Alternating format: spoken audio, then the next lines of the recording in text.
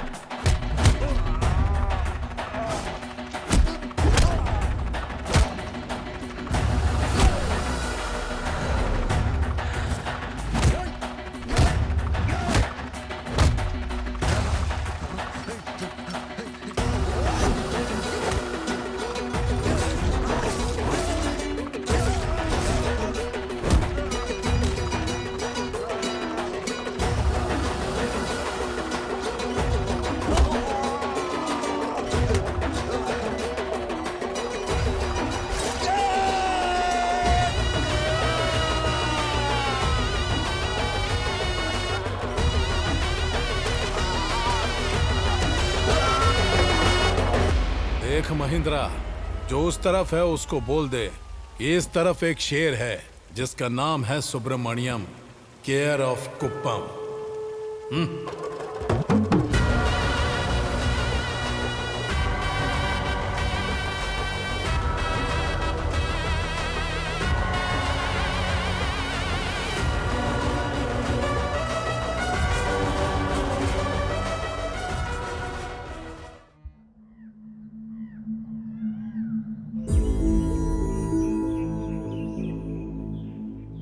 अब तक आपने जो कुछ किया मैंने कुछ नहीं पूछा पापा,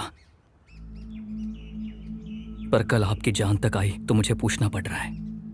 आम जिंदगी जीने वाले आप और यहाँ मारधाड़ करने वाले लोगों के साथ आपका क्या ताल्लुक है?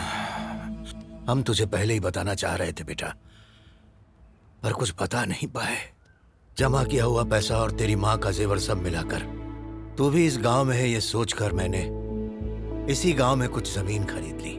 और उसके बाद यहाँ कोई तम्मा रेड्डी के लोग हैं, उन्होंने कहा कि ये जमीन छोड़ दो। उन्होंने कहा तो पर मैं क्या करता, हमको कुछ समझ भी नहीं आया बेटा। जिससे जमीन खरीदा था उससे सारे कागजात मंगवा कर कोर्ट में केस कर दिया। तब उस वकील ने कहा वो लोग बहुत ही पावरफुल हैं, अगर केस जीतना है तो बहुत पैसे लगेंगे जमीन के लिए, और इसलिए हमने पूरे गांव से बहुत सारा कर्जा लिया और कुछ दिन पहले हम ये केस जीत गए। फिर केस जीतने के बाद कुप्पम आकर हम तुझको ये सब बताने ही वाले थे और तभी इन लोगों ने आकर हमको मारना शुरू कर दिया। हमको उसी टॉकेज में लेकर ये लोग क्यों गए थे और तुम उसी टाइम पर उस टॉकेज में क्या कर रहे थे, इसके बारे में सोचता हूँ तो ऐसा लगता है कि ये सब भगवान की माया है, पर हमारी समझ में नहीं आता कि ये लोग ऐसे क्यों हैं। क्षमा करना, पर इसके अलावा और कोई प्रसाद नहीं है। अभी ऐसी हालत है, लेकिन इससे पहले ये गांव और मंदिर रौनक से भरा रहता था। जब से उस तम्मा रेड्डी ने गांव में कदम रखा तब से इस गांव की खुशहाली खत्म हो गई। यहाँ का सारा परिवार दीवार पर टंगे फोटो जैसा हो गया। भले ही किसी का सिर कट जाए पर सिर झुकाकर जाते हैं, नहीं तो जान से हाथ धोनी पड़ती है। सबके पास आपके बेटे जैसा उनका सामना करके जान बचाने वाला कोई नहीं है।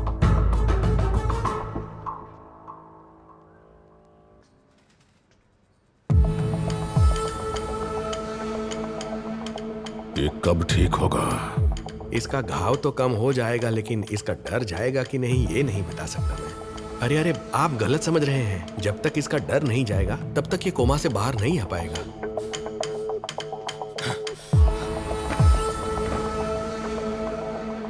कितना लोग था? कितना लोग मिलके मारा उसको? वो अकेला था भाई। कौन था वो? सुब्रमण्यम। सुब्रमण्यम, तुम लोग क्या कर रहे थे?